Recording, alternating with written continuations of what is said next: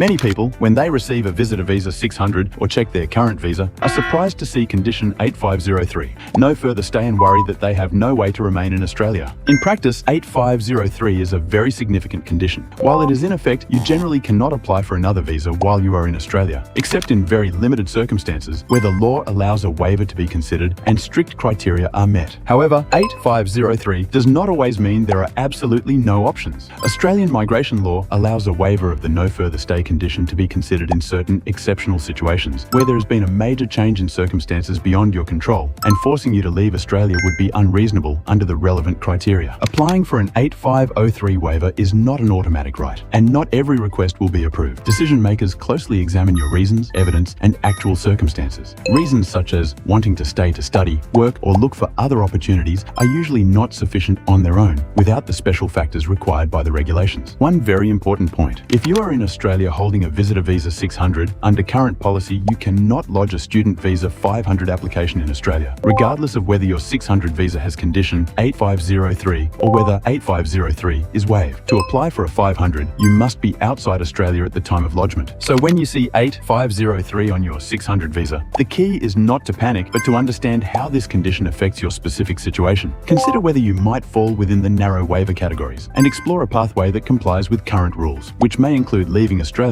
to apply for another visa from offshore. If you are unsure how 8503 affects you, you can leave your details or send a message about your circumstances so your options can be discussed in more detail.